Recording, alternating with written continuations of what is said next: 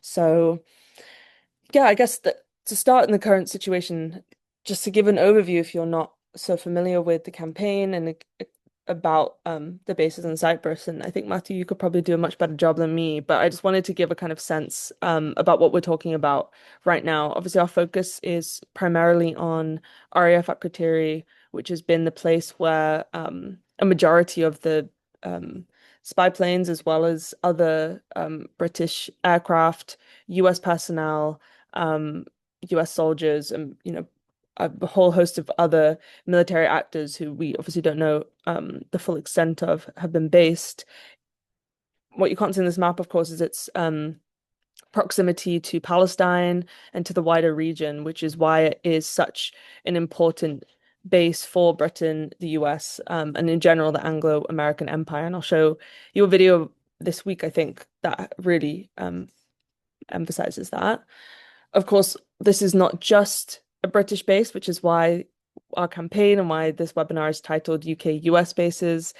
There's a reason for that, and it's that the US loves using Cyprus for its imperialist activities, of course, across the region of West Asia, and because it is, a really key intelligence and signaling post. And again, I think this is something that we'll get into in a bit.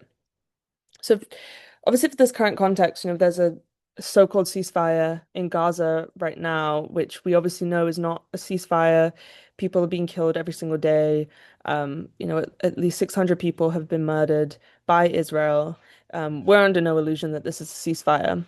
The one thing that has come out of this is that Britain formally announced that they would stop their surveillance flights over Gaza for this time, and so far it seems like that has been the case. On Friday, however, we saw that an RAF spy plane actually returned to Akrotiri after having left in July. And so I think maybe this is something we can discuss a bit later about like what this timing is with, the threats increasing every day against Iran. But in the statement, of course, is when they realize they reveal the full extent of what they think they were doing. Saying that you're proud of the UK's efforts is just, a really, really damning indication that, this has been Britain's, really critical role in aiding the genocide in Gaza with these spy flights. At least 600 of them took place since December 2023, and a majority, of this is like not really been investigated enough. And I'll come to something in a bit about how you can help us on that. Um, Another part of where what the current moment is that stealth F-35Bs have been sent to Cyprus, six of them, which is again the, militarizing Cyprus against the will of people there, all part of these attempts to invade Iran, which again we can get into. This is the video I was mentioning I wanted to share. I think this is from earlier this week. I think it was on the 17th of February. This was a video that is obviously from like a military news website, but I think it really emphasizes the importance and urgency of having conversations around the bases in Cyprus, particularly RAF Akrotiri, from what they think its use is.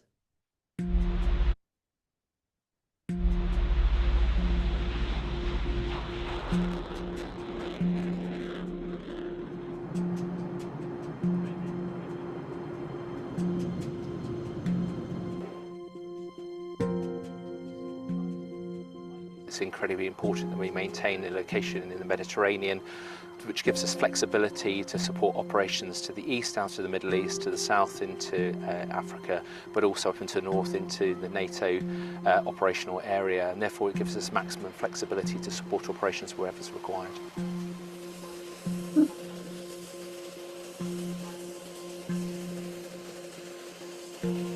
Islamic State are continuing to cause issues across the Middle East and present a direct threat back to the UK, and therefore it's incredibly important that we continue to conduct operations with our international partners to ensure that we present that threat and therefore we're protecting people back in the UK. RAF Akrotiri is incredibly important for that. We put a number of additional aircraft into our RAF Akrotiri and used it as an opportunity to then springboard forward to other nations and provide reassurance. So we currently have aircraft in Qatar, we have aircraft in Saudi Arabia as well, providing a level of reassurance. And then we've got the support assets as well, A400 here at the moment, Voyager providing air-to-air refuelling. And therefore, RAF Akrotiri is incredibly important to allow us to be able to provide reassurance across the region. And all of our allies and partners are part of that. It's very much about focusing on operations now and then also force generating for the future. Big focus at the moment on our support to NATO and NATO first, and therefore this year, 2026, is very much about force generating towards a large NATO exercise in 2027 called Exercise Steadfast Defender, but also maintaining our focus on delivering against current operations across the world.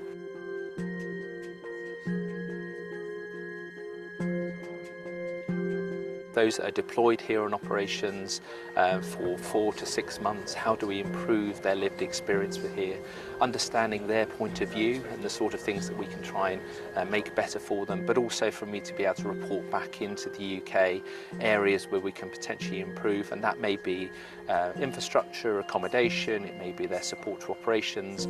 We've had people deploying out here, as you say, for the last 12 years in Operation Shader, and I've been really struck about the level of the support that the sovereign base areas and the station provide to our people, and I'm really thankful for that.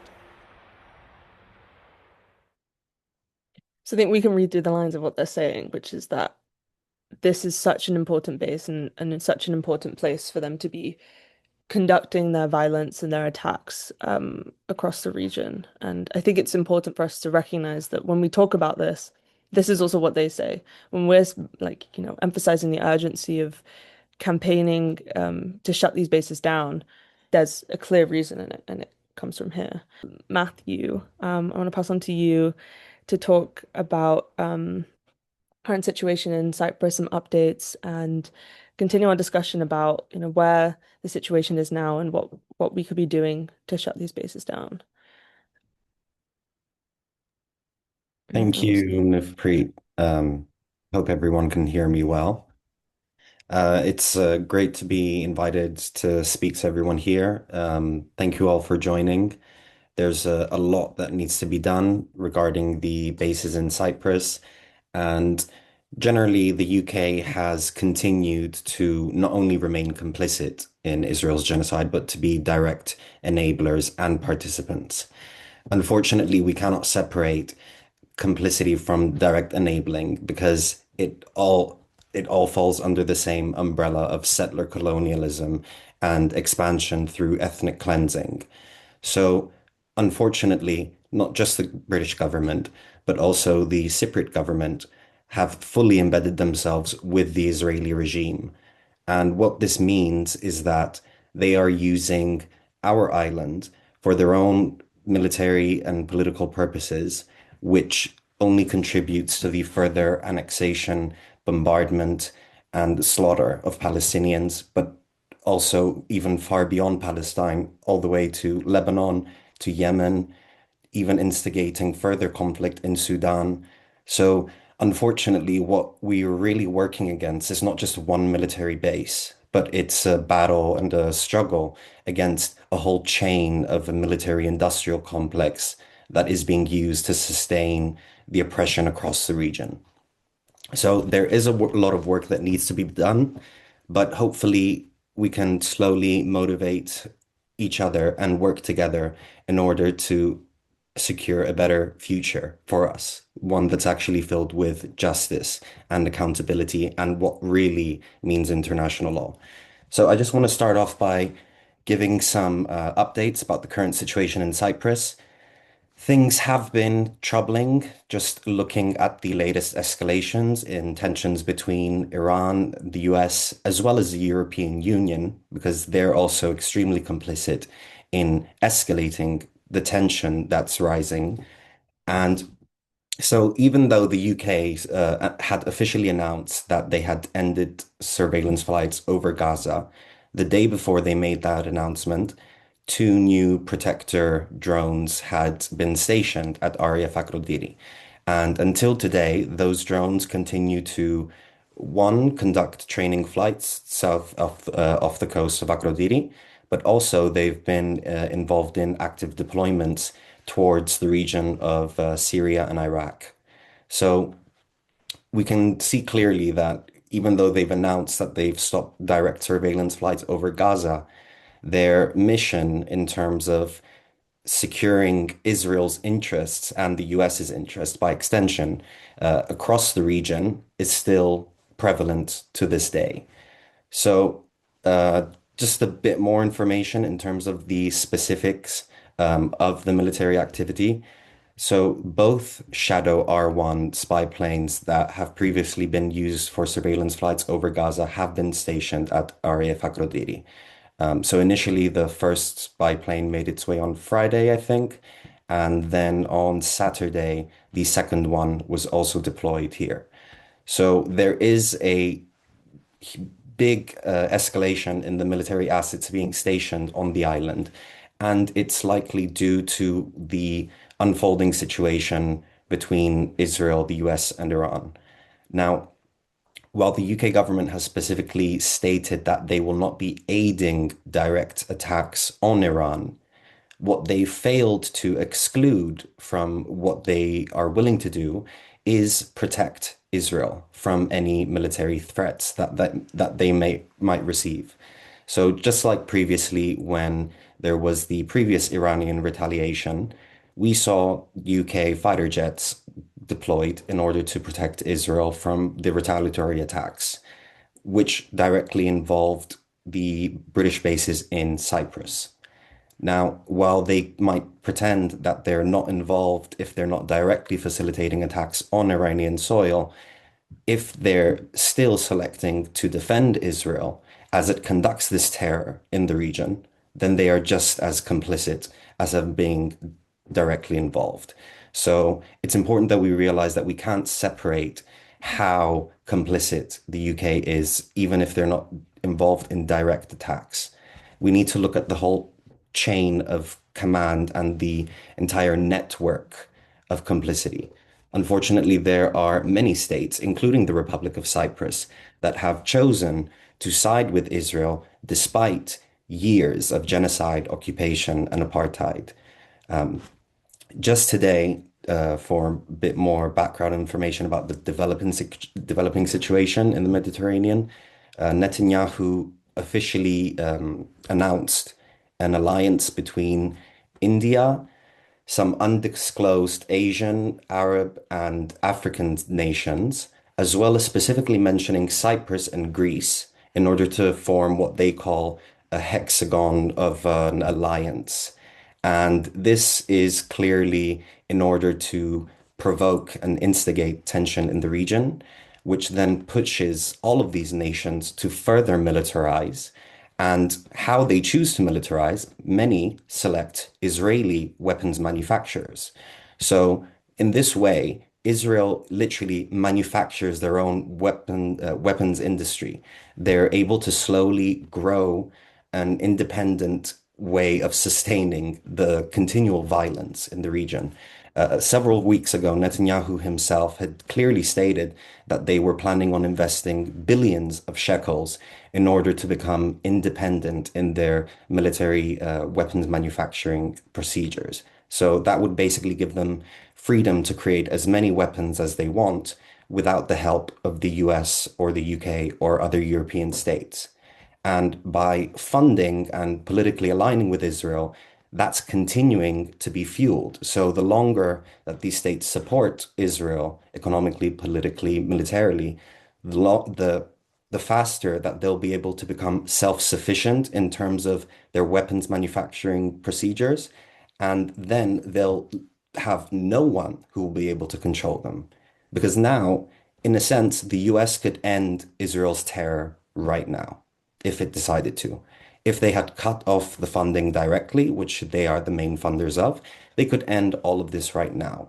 So the main blame hypothetically, because essentially all states are to blame at this point, but the majority of the blame comes from the continuous US military funding in Israel and the political cover that comes with it. Now, the Republic of Cyprus has for years been aligning itself with Israel, and simultaneously it has been embedding both US and British military facilities within its own infrastructure, whether it's giving them tighter access into the airports, the ports, or the security systems in Cyprus. The British bases essentially use the island's infrastructure as an extension to their own infrastructure on the island, already used for years now for military surveillance. An example of how the bases specifically were used in attacks is a recent drone strike in Syria, which the British claim to have done in order to combat ISIS groups in the region, along with French forces. And while journalists in Cyprus had asked whether they had used the British bases in Cyprus, they had refused to deny or confirm these claims. But based on flight data that we had found during our research, we had seen that there were both a Voyager refueling aircraft and Typhoon fighter jets deployed during the time of the attack that happened. So it's very likely that either way, the island was once again used to facilitate direct attacks on Syrian soil.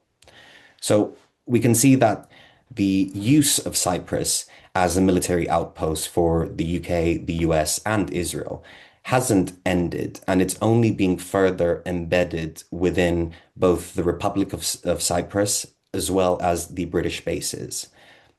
So that's why it's very important for us to kind of mobilize and to form an even bigger solidarity movement about these military bases and how what we describe as the chain of death works, especially during the intelligence sharing phase during the genocide, as you know, as one of the extremely brave people from the Palestine Action groups clearly stated that they have thousands of hours of footage over Gaza.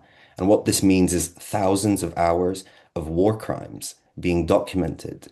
So this is all evidence that could be used for the ICC. One thing that I feel that we need to focus on is our lobbying towards the ICC to actually demand this footage. What has been extremely disgraceful and unfortunately has shown that the current system of international law that we hope to rely on is still flawed. So unless we also pressure the legal system itself to change in order to actually hold states and individuals accountable and to have actual consequences, not just cater to the needs of Western states like the US and the UK. We need to revisit how these international bodies like the UN Security Council work, like how a lot of the structures in international law seem to favor Western states while always, taking advantage of those who are under oppression. So I think one main focus of the campaign should also be the lobbying of the ICC to demand this evidence be submitted, to be reviewed, and to hold those crimes of Israel accountable. So the longer that the ICC doesn't ask for it, it is refusing to collect evidence of Israel's war crimes. And that's how we should see it. So that's why we should also be redirecting pressure towards the ICC in order to demand this footage. So there are a lot of things that have to do with the bases. I don't want to take too much of people's time, but I do want to mention that the British bases, so the sovereign base areas that occupy Cyprus don't only affect the community in terms of the military presence and the threat that it brings to the island, as more military activities from the island always risks the island becoming a target itself.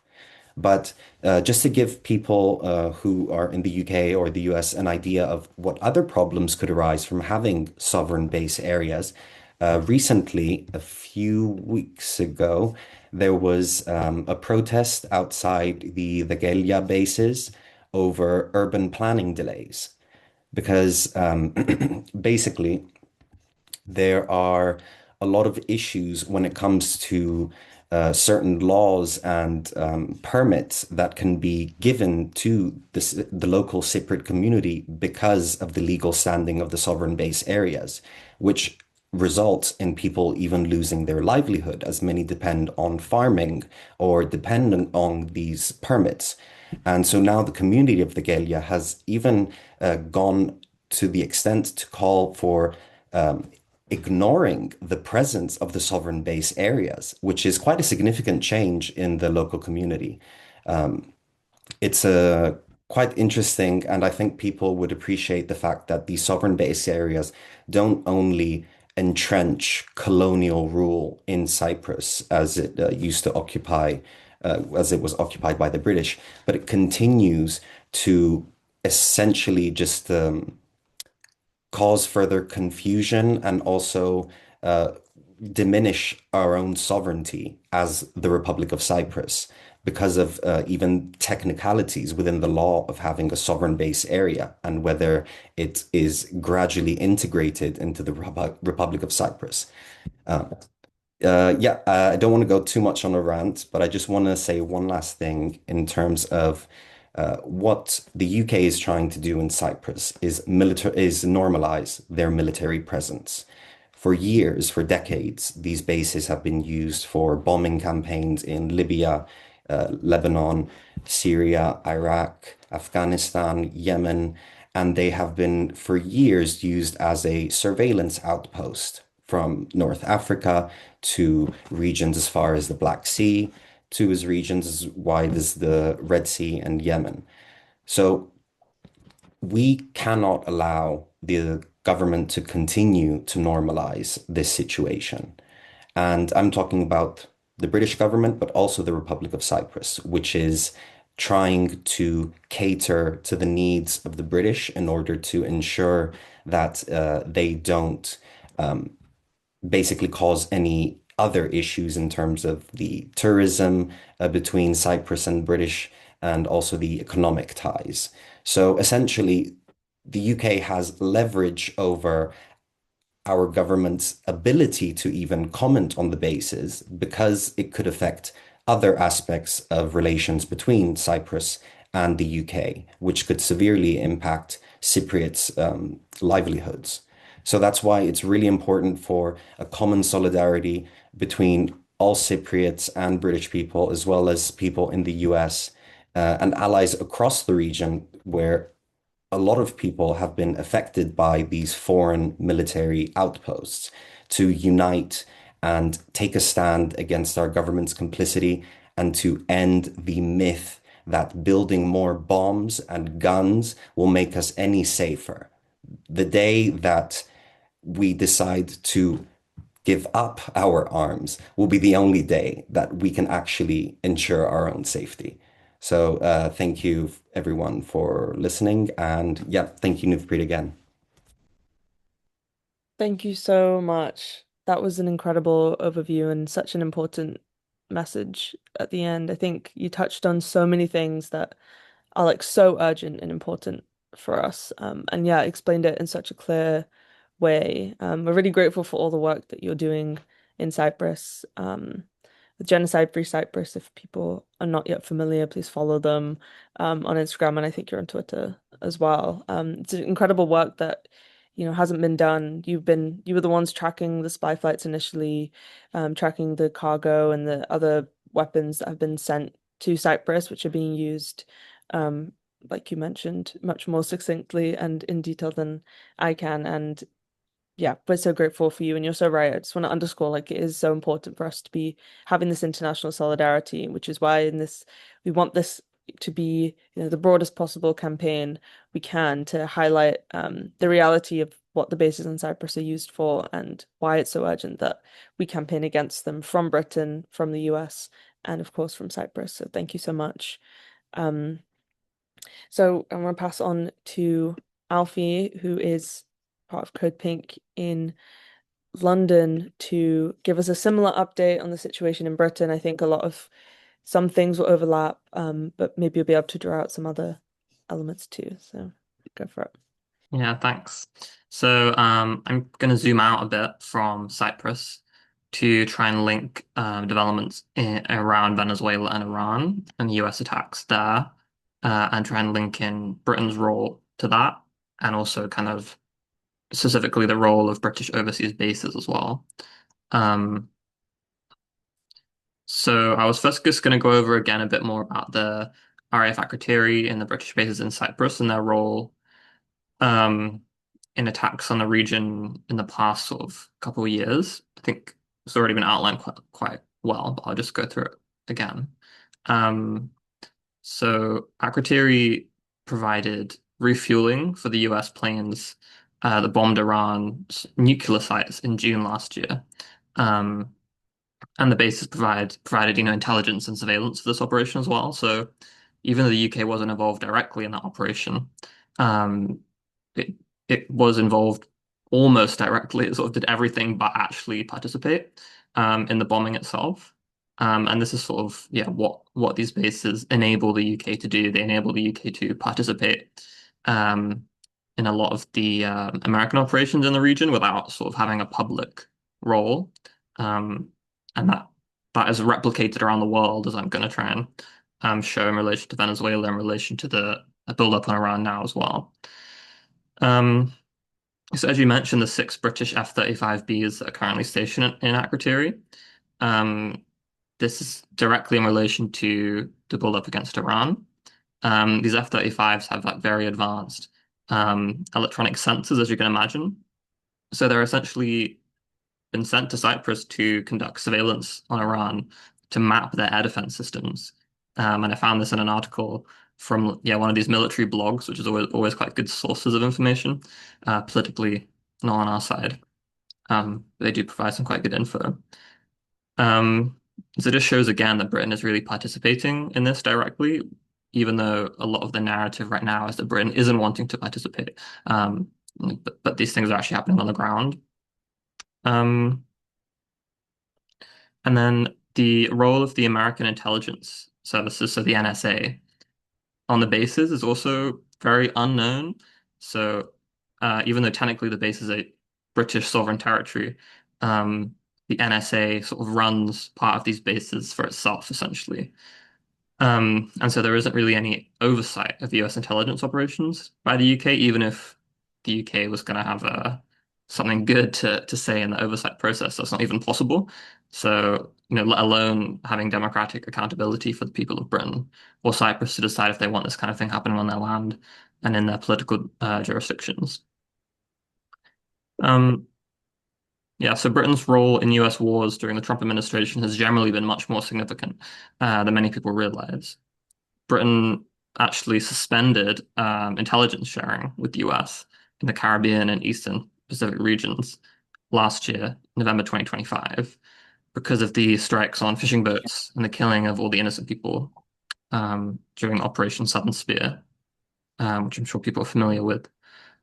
So that was this sort of big briefing campaign by the British state, which basically means the government was telling journalists privately the reasons for doing this was because they saw the Southern Spear campaign as illegal and that these American killings of these fishermen were against international law, and Britain didn't want to be complicit with that. So this was obviously a good thing. But by the start of this year, Britain had actually started to contribute directly to the Southern Spear mission with intelligence flights and surveillance flights. This time more in relation to the oil blockade of Venezuela rather than in relation to strikes on fishing boats. So essentially, the UK has drawn a line between these different parts of US actions in the Caribbean, even though the tanker seizure is obviously illegal as well. And there are four examples of where there's direct evidence of a British role in seizures of tankers. So there are three tankers in the Caribbean with a total of 2.5 million barrels of oil that the UK sort of participated in seizing with the US. So the M. Sophia, the Alina, and the Sagita are the names of the three ships between 7th and 20th of January this year. So Britain contributed this with surveillance flights, probably from operating from British colonies in the Caribbean, as well as from Cyprus. No, sorry, not Cyprus, as well as from Florida, and the Azores, a set of Portuguese islands in the middle of the Atlantic. So again, it's this role of these British bases abroad, which is important here. There's numerous British colonies in the Caribbean, um, which we're not going to get into the details of here, but this role that Britain can play in his operations is really heightened by the remnants of the empire that still exist. Um, yeah, so once again, we see the intelligence and the surveillance role that Britain plays in the Imperial Alliance in lieu of having a powerful navy. So Britain seems to have specialized to an extent in its role in intelligence rather than the operation of hard power and sending hard military assets. Um, And this type of activity by its nature is secretive. It would be politically difficult to have sent naval ships to Venezuela. But the surveillance contribution enabled by the empire's geographical footprint has not really been picked up by the media at all in Britain. So there isn't a public debate about it. That no one's really talking about this in Parliament even. And it's not subject to democratic oversight. And this obviously mirrors Britain's role in the Gaza genocide in relation to the bases on Cyprus, where the surveillance aspect is very secretive, shadowy, there's not much accountability. Even MPs asking in Parliament have been denied information because it relates to intelligence. It relates to the intelligence services.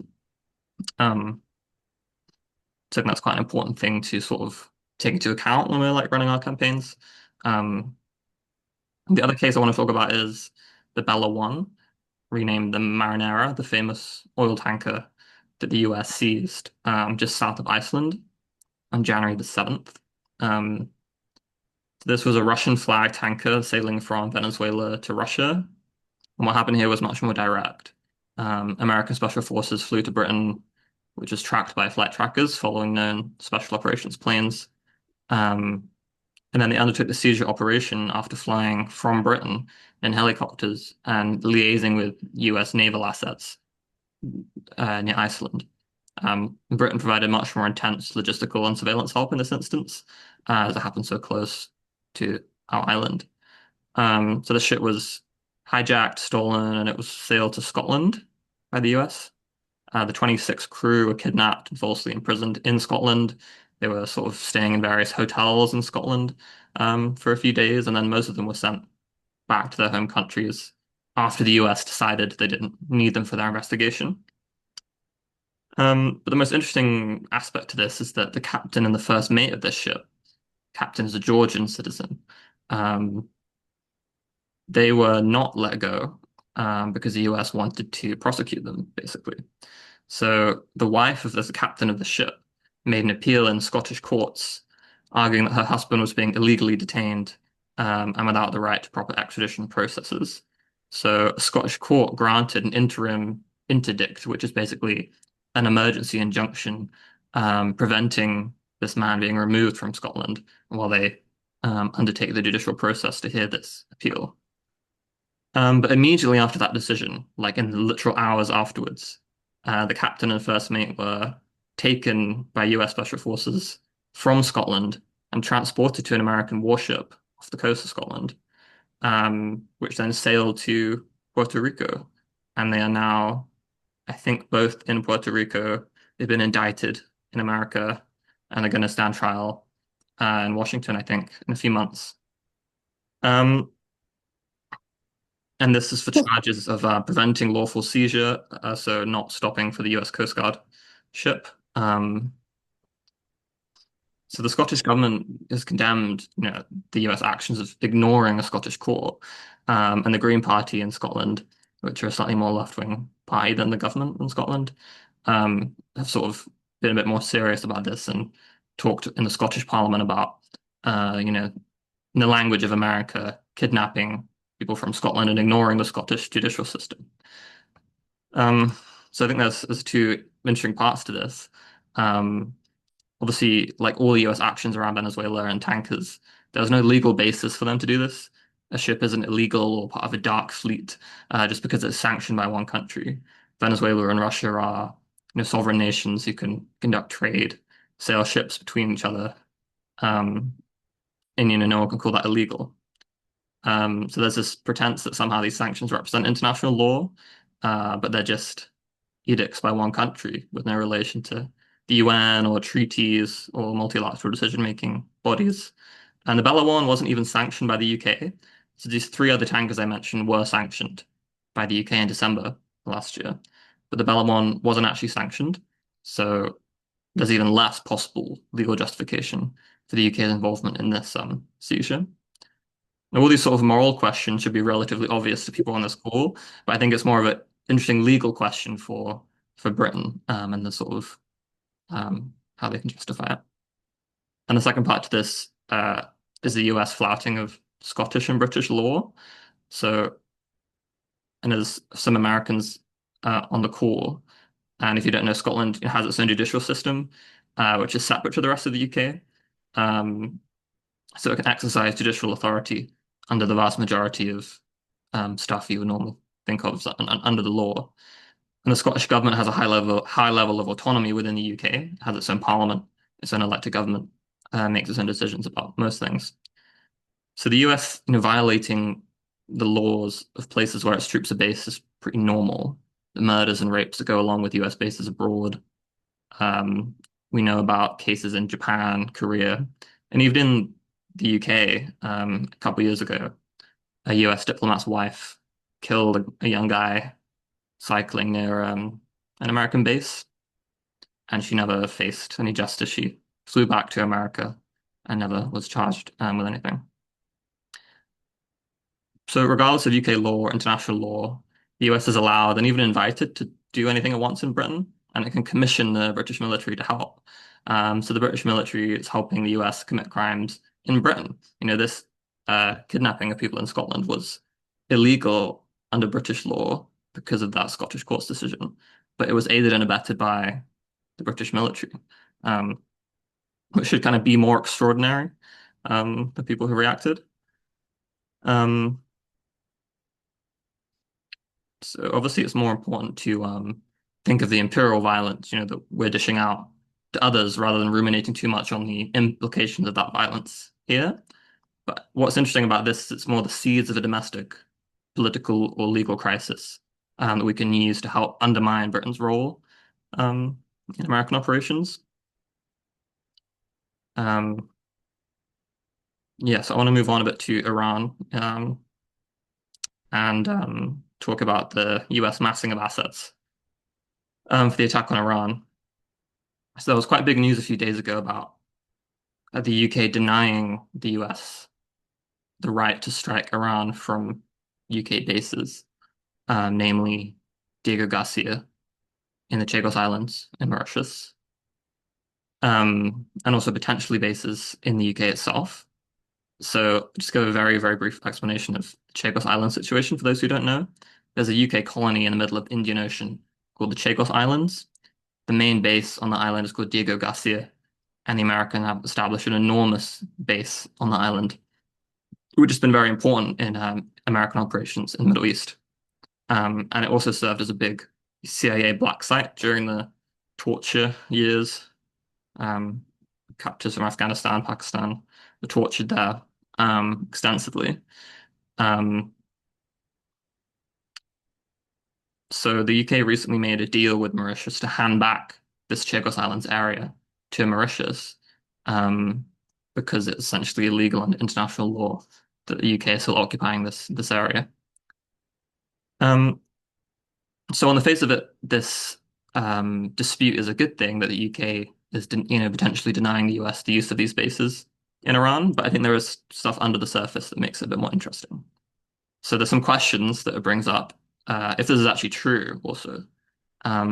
Namely, can the UK always exercise this right of denial to the US in terms of the use of British bases? Because then it would imply that the UK has proactively approved the US use of UK bases in the past, such as for torture, such as for the strikes on Iran's nuclear facilities. Why is this moment the moment that the UK can say no? Secondly, Trump has posted on his Truth Social that he may have to use Fairford base, which is in England and the Diego Garcia base to attack Iran, despite being told he can't by the UK, which would also be quite a big deal that the UK then doesn't actually exercise sovereignty over those bases if the Americans can just ignore um, the will of the British government on that, which should also be a domestic political crisis here, um, but probably won't be. Um, and also, I think it shows, well, I want to finish by talking about how this links to our strategy of shutting down um, these bases. So it turns out that the order to not use Diego Garcia to strike Iran may have originated in the civil service here, in the Foreign Office to be exact. Um, it seems that um, the government had told civil servants in the Foreign Office to act as if the Chagos Islands deal had already gone through and that the Mauritian government were already in control, even though this deal hasn't actually happened yet. This is sort of still in process, and the islands are still under British occupation. So, based on this, it seems like the UK actually asked the Mauritian government to approve this request to strike Iran from the base, and they said no, um, which would sort of reframe the whole situation and make it seem less benevolent. Um, this government and the previous government started negotiations with Mauritius over this deal have faced attacks from the right of politics here. People are saying they're giving away British land and all this stuff. And they've not justified this deal because it's the right thing to do, because it's a moral thing to do, but they justified it because they're being forced to do it. Mauritius brought a case at the ICJ, essentially forcing Britain to give up this area. Otherwise, there will be a binding decision, essentially, forcing Britain to give up sovereignty. And most countries support Mauritius in this campaign. So I think this just shows that, we don't have much faith in international law. International law is often just the tool of powerful countries and imperialist countries to exercise their authority on the rest of the world. But in this case, Mauritius, as a subject of that law, as a colonized nation, has exercised some agency and revealed the contradictions inherent in the situation that with the Chagos Islands. And they've essentially Mauritius may have forced this rift by building this campaign and getting to this deal. So when it comes to the main question of this talk, how to shut the bases down, this would lead us to the conclusion that a big concerted international campaign against blatant colonial practices may actually work to some extent. Mauritius, as I said, exploited the inherent contradictions between international law on the one hand and the base's colonial nature on the other to build a campaign, get everyone on side, and force reckoning in international courts. Obviously, Cyprus is a very different situation, but there are similarities which we can see between Akrotiri and Diego Garcia. The fact that the bases are a colonial relic is important because it gives our campaign that leverage to say this is obviously wrong and obviously contradicts the international law that you set up and gives us the opportunity to build alliances based on that principle. And it's ironic that this is much easier and less radical than talking about Akrotiri's role in the genocide in Gaza, which just shows how dehumanized Palestinians are, that they really have it's easier to go from this other angle. The same with Diego Garcia from a sovereignty angle rather than the fact that this base was used as a torture facility or to bomb numerous countries. So ultimately this is my point about our campaign and why these two aspects of the campaign are important. The base's colonial and occupying role within Cyprus, and then the second element, which is their role in wars in the region, genocide, and all the terrible things that they take part in directly. So I think linking those two things together is an important step to that, practically changing the base's status. And I think we can learn a lot from the case of Diego Garcia as well. Thank you so much, Alfie. That was a really amazing, like, broad overview and making these really important connections between imperialist attacks in different countries and the critical role of military bases in facilitating these. And I think you did a really great job to highlight to us how this is how we can use this campaign, how we can have strategic pushes in order to shut these bases down. So thank you so much for doing that. I might just start with kind of a broad overview question, which is I think both of you did a really, really important job of explaining what it is that we can be doing. We have this information, we have these connections that we've made, but what can we do from, the different places that we're joining from right now? And I think the two things that obviously came out, one is having international solidarity and concerted action and efforts. And I think this conversation is one part of that, you know, having people together to learn about the information that isn't coming from mainstream media and we're not actually getting the full reckoning of is one critical way. And so please take the information that Alfie, Alfie and Matthew have like shared now and share it widely. But the second point as well, which I think you mentioned, is how we can use the apparatus of like international law, of different domestic law, and language for strategic purposes, like Alfie was just mentioning. And I'm wondering if um, maybe either of you want to kind of come back into that a little bit and think about what some kind of practical steps could be for us in terms of locating these sites of pressure where we think we could actually have a material impact, and what that looks like for the different countries that you mentioned. I don't know if Matthew, you want to you start by answering that.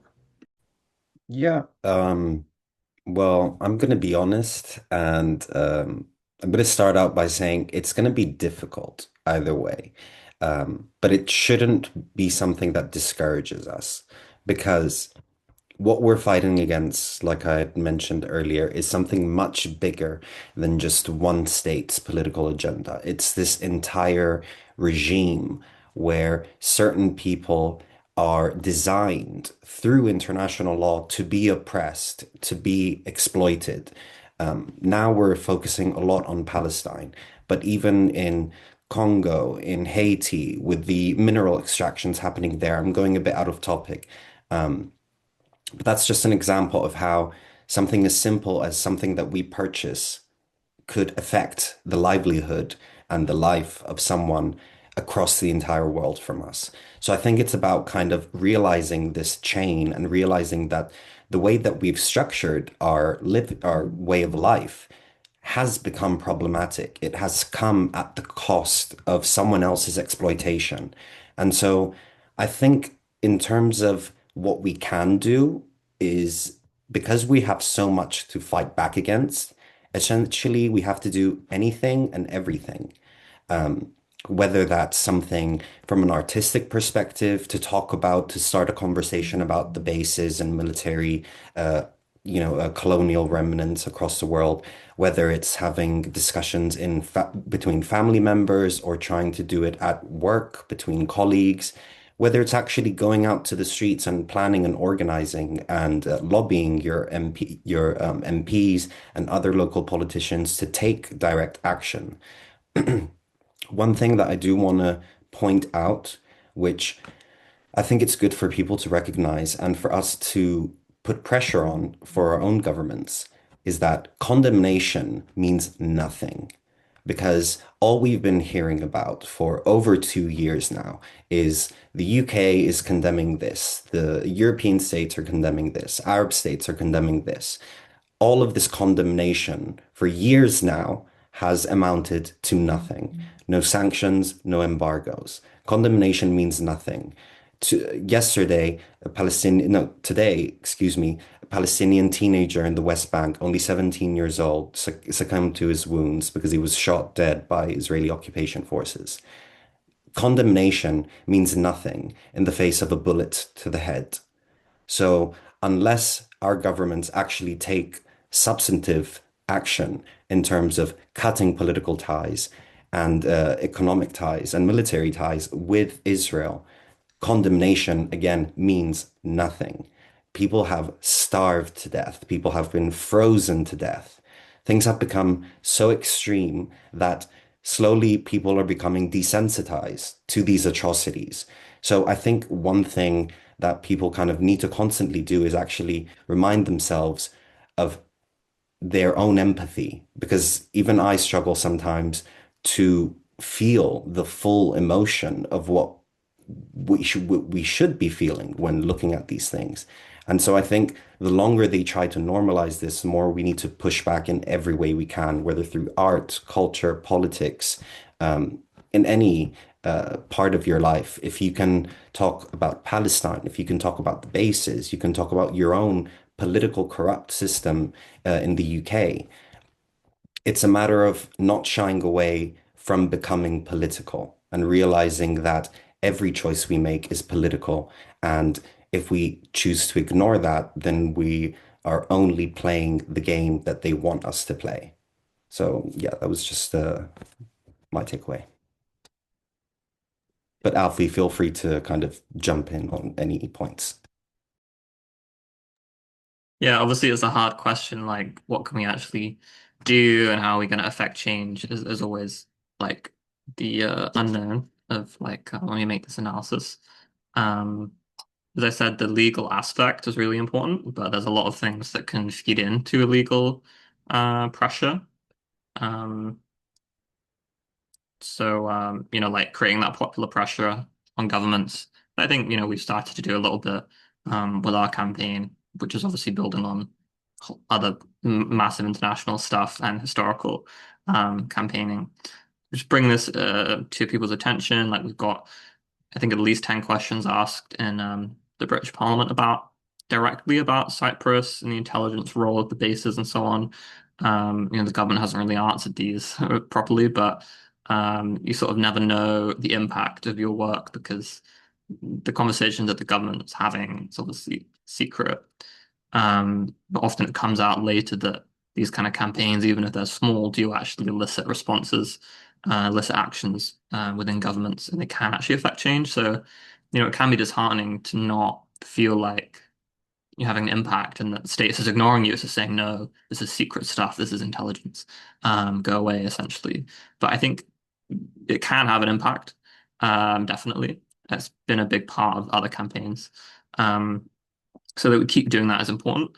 And one of the goals of UK-US Bases Off Cyprus was to bring Cyprus to UK and then in a secondary sense, America together and to sort of make these links. So yeah, to both have a stronger analysis of this, but also make that change practically in a more effective way, like when we did the joint rallies. You're putting pressure on straight flight leasing and Sierra Nevada Corporation, which we didn't touch on much here, but the private company that conducted some of the spy flights from Cyprus over Gaza, and they obviously a massive international company. So targeting them in an international way, I think is that was effective. And we heard that from an internal source, that they had a big reaction to this and they were quite scared of it and everything. And some of their subsidiaries sort of changed parts of their website to distance themselves from the operations of other subsidiaries and so on and so on. So there are all these impacts that you don't necessarily see in the moment, and that's an important part of what we do. It's not looking for those immediate obvious results, but thinking of ourselves as part of this big campaign takes place over many years, and can have those cumulative impacts.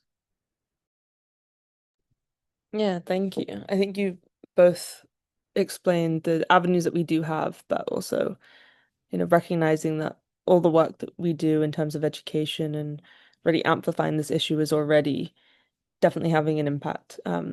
So thank you both for that. Yeah, again, I just wanted to mention if you have questions, please put them in the chat. But I'm gonna ask a question that I've been uh, kind of continues on from this, but in this current moment, I think both of you mentioned the current context internationally of, an escalation in US imperialist attacks, um, across Venezuela and Cuba, but also, of course, against Iran. And in this context, it feels like these bases on Cyprus and like internationally as well, feel more in use than ever. And they've like, I think governments, like if we focus particularly on Britain and the US, feel like they're using these bases. And we can see these bases as like, an empire. This is a continuation of what's an Anglo-American empire. In like, do you feel like we're closer to having any reckoning with closing these bases? Or does it feel like we're almost going the other way, where these bases are now being much more overtly used and there's less kind of hiding um, the reality of the situation? Like, where do you see it right now? When like both of you really emphasized how these bases are really the only reason that um, any of these attacks could really happen at such like a short notice, and with the same kind of gravity. I don't know if either of you want to go on first on that. Um, yeah, should I speak? Yeah. Um, well, yeah, there, so there is a lot of escalation happening. Personally, I feel like the timing of everything matters. And what I mean by that is that it's no coincidence that over the last few weeks, there has been a clear intention for instigating tensions between Iran right now. And this has a lot to do with the recent explosive evidence that has been released in the Epstein files, whether that has to do with Trump himself or even key British figures like Prince Andrew. Unfortunately, what we are seeing that their their web of, excuse my language, but a sickness is basically being exposed gradually. And essentially, this these military operations are also the perfect opportunity to distract people from these breaking stories.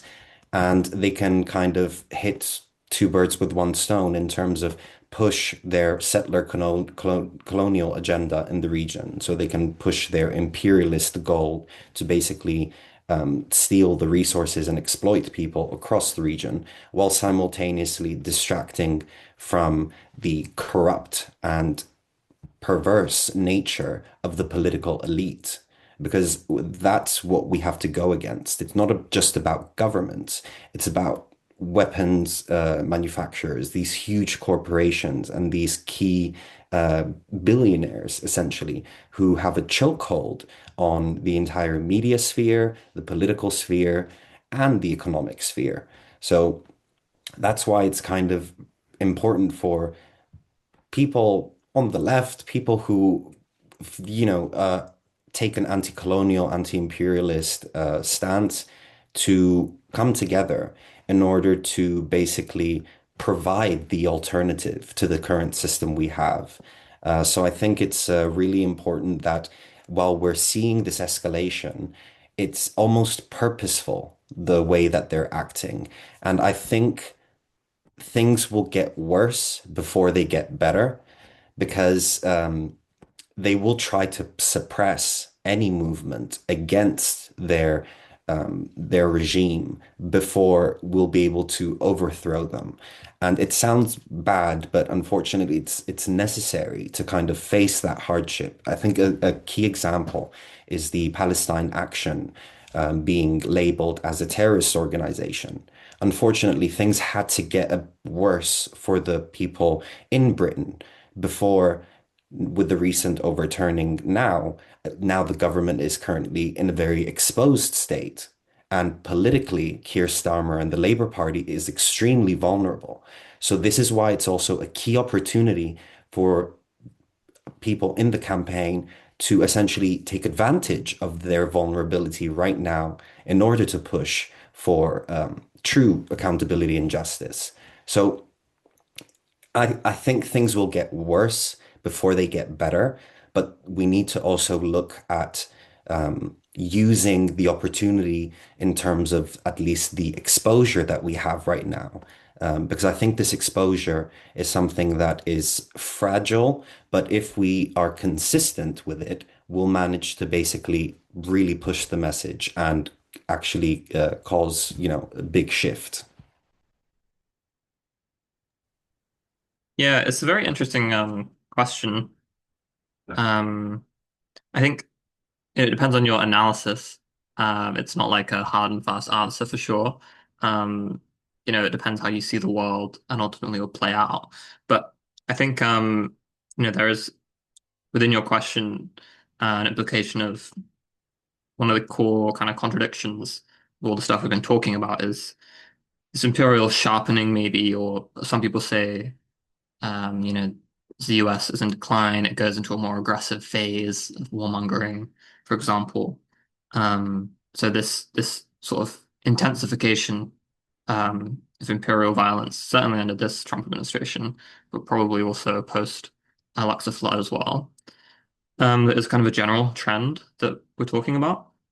And the other side, which is this sort of tide of history narrative, decolonization, multipolarity, decline of the West in a good way, um, the rise of China and so on. How do these two things manage to coexist? And that's one of the important contradictions in current happenings and things we're talking about. Um, on the one hand, the UK is finding it difficult to maintain an overseas military presence, and I think one of the reasons that surveillance is such a big part of the UK's contribution to these operations is because it doesn't have much of a powerful navy anymore. Britain commissioned two aircraft carriers recently, and incredibly expensive. They're taken away from the rest of the navy, so it can't, like aircraft carriers need lots of other naval ships to form an effective sort of military grouping of ships, if you will. And Britain doesn't even have those other ships. They sort of spent all this money on these big aircraft carriers, and they had all these technical problems, and they haven't built enough or bought enough other ships to support the operations of these carriers. So Britain is reliant on, for example, smaller American ships to support these aircraft carriers, for example. Um, and the bases in Cyprus were slated to be closed at one point. I don't remember the exact date, but it was in the post-war period in the 50s or 60s. Maybe Matthew, you'll know exact date. And I think America sort of stepped in to say we'll pay for most of the base's upkeep because America couldn't, because Britain couldn't afford to maintain these bases and to maintain these troop commitments, and the troop numbers in Cyprus have decreased from the peak. Um, so yeah, this sort of UK relying on US money to maintain their bases. And it's very similar with Diego Garcia in Mauritius, I was talking about. Um, Post the war, post World War II, it was America who asked Britain to create a military base on this island. So it's an American base on a British territory in occupied Mauritius.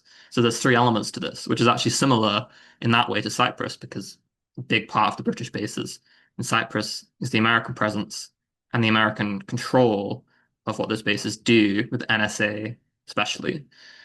Um, but it's technically British territory. This is similar in Diego Garcia. It's technically British territory, but it's an American base. Um, and it's even more extreme there because America, they're like it's more official, essentially, the American control of those bases. In Cyprus, it's more unofficial and secretive, and sort of unacknowledged. Um, and this is why America having a big role in interfering in this deal being completed between the UK and the Mauritian governments, because it's their base, but it's not their land, so they don't get to sort of negotiate legally with Mauritius. And so you might have seen in the news this flip-flopping that Trump is he approves the deal and then he doesn't approve the deal, and it's happened 5 or 6 times. Um, yeah, so I think that sort of decline of especially British overseas military powers is a real thing that will keep going. So that's a positive trend that we should be thinking about and including in how we're analyzing all this stuff and how we're running our campaigns. This is definitely part of it. Britain can't maintain that presence in Cyprus um, in the same way that it could even 20 years ago. Um, yeah, and the same with Iran. Just mention one last thing on this. We're talking about the massive buildup, but I think there isn't an anticipation of a ground invasion. So this isn't 2003. It doesn't seem like people are talking about the occupation of Iran, an American ground invasion. Um, and that's another sign of weakness in a way. It's not even in the most maximalist imperialist president, we're not even talking about actually invading and occupying a country. Same as in Venezuela, they did a limited operation, and with mixed results. So, all of this stuff, it does show it's a different situation to how it was post 9/11. The West just doesn't have the capacity to maintain occupations of massive countries anymore, especially having to pivot to China and all this stuff, and sending all their military equipment to Ukraine. So yeah, I think there are some reasons to be positive about that. But obviously, have to be careful because Trump is, very aggressive and lashing out and everything. But we shouldn't lose sight of those overall trends, which I think are positive. And the key thing is to like our action will, still has an impact. We just have to take into account the context of our actions. If that makes sense. Yeah, that does make sense, and that is a really useful way, I think, for us to wrap up our conversation, thinking about yeah, how we strategically think about our next steps and the work we do and how we can I don't know, but push our solidarity into meaningful action, really as part of what is like an international um, struggle against imperialism, against war, and against violence, and seeing our role here as, opposing the bases on Cyprus, as part of this, a wider struggle.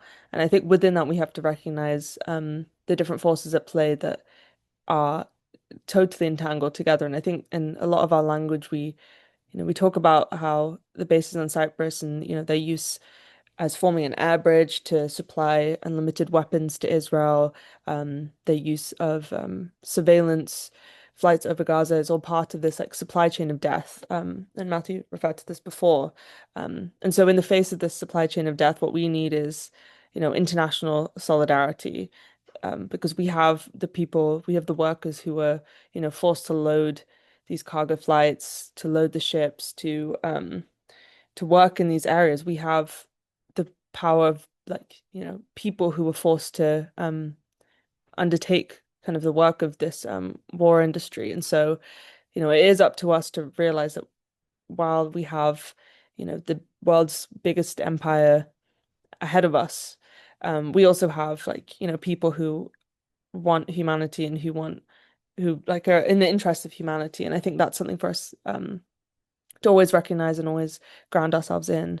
So thank you to Alfie and Matthew for such an incredible conversation, so full of information and analysis and also strategizing, which I think has been the most important and useful part of this. The webinar will be uploaded to YouTube, like I mentioned in the comments a few times. It will be on CODEPINK Action on YouTube, so you can share this with other people as well. And I'll send a follow-up email with a link to this, as well as some of the information. I think people are asking for some of the sources that we found on this as well, which I can share. Like I mentioned, if this conversation has been inspiring and you want to now try and take action to shut these bases down, one way I think we discussed, and I think and really important message in the chat was about kind of having non-mainstream media sources. And the reason for this is because mainstream media doesn't do the reporting that we actually need it to. And so part of this is we're researching, continuing some of the work that, people at Genocide-Free Cyprus, of course, Matthew, Declassified and Palestine Deep Dive have done into uncovering the reality of these spy flights. We're continuing this work. So if you do have some time and want to contribute to this work, I'm putting again the application form to join the research team in the group chat. Please feel free to share this with other people who'd be interested. This is one way that we can really hold, the British government and other actors in this to account, is finding out the information that they want to hide from us as well.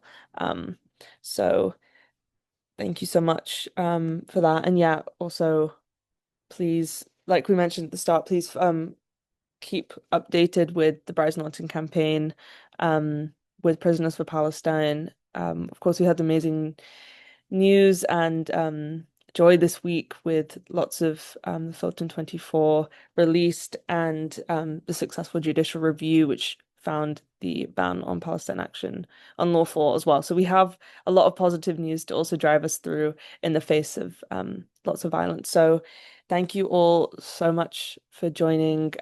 If you want to, join the campaign and keep updated, you can go to basesoffcyprus.org as well and continuing on with this. So thank you all so much, and we'll be in touch.